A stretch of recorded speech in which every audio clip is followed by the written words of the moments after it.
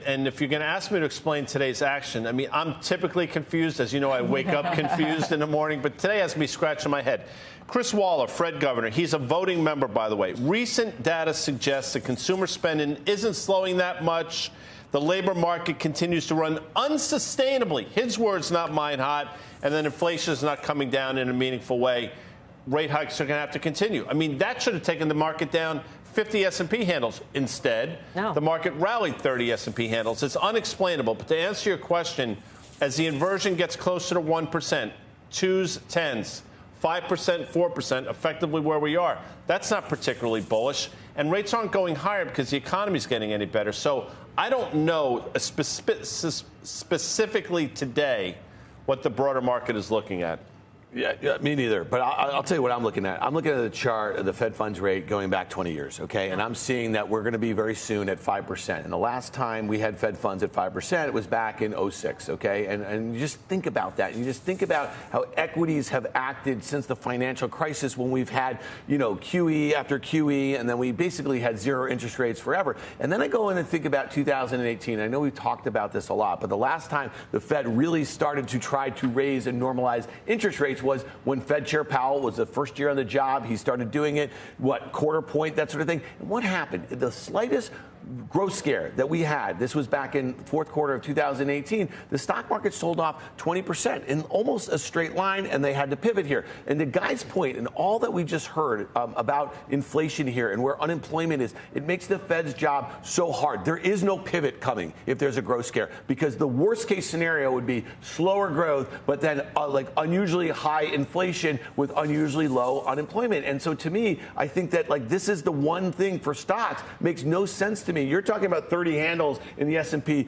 today. I'm talking about an 18 handle on the PE for the S&P 500, given everything we know and all the uncertainty that lurks out there. So to me, that's what I'm most confused about.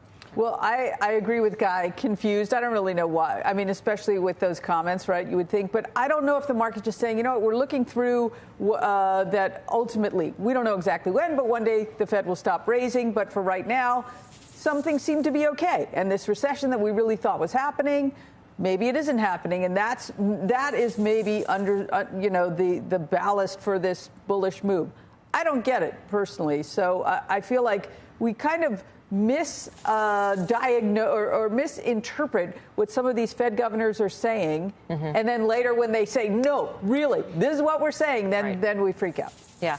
We were talking to Bill Nygren the other day of Oakmark, and he was talking about his bull case, Jeff, for Capital One Financial. And I think this sort of gets at this. I was asking him, how can you be bullish this sort of credit card lender when the type of person who has a Capital One Financial card is sort of, on the lower end of the spectrum? We said, well, because the labor market and the lower end of the spectrum is actually very tight. And that's a good thing, because as long as people have jobs, they'll pay off their car loans, they'll pay off their credit card loans. And maybe that's the kind of economy that we are in right now.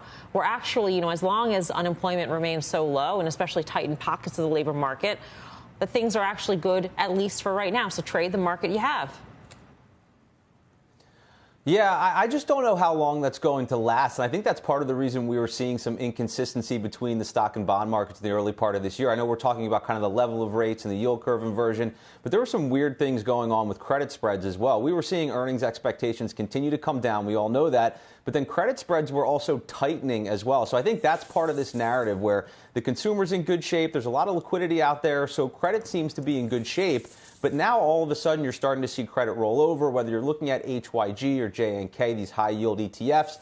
That rally really died in February. Now that's all below the 200-day. Looks like it's heading lower. Today, even credit was weaker than the stock market was. So I think that you have that dynamic going on. And sure, the consumer still has spending power. There's no doubt about it. Wage gains have been solid. Inflation is off its peak. So purchasing power is up. And like I said, there's all this legacy liquidity. I think there's still $840 billion of excess savings out there. But this lagged impact of rates is going to bite at some point. And we've actually started to see the savings rate hook higher. That's not a good thing. You usually start to see the savings rate hook higher around recessions, around economic slowdown. as the consumer starts to pull back and get a little bit concerned. So I think there are cracks, and you're right, things are okay for now. I'm just concerned where we end up going forward here. And to Dan's point, the PE going from 15 in October to 18 at the peak here this year, I'm not going to hang my hat on PE expansion for the market to continue higher this year.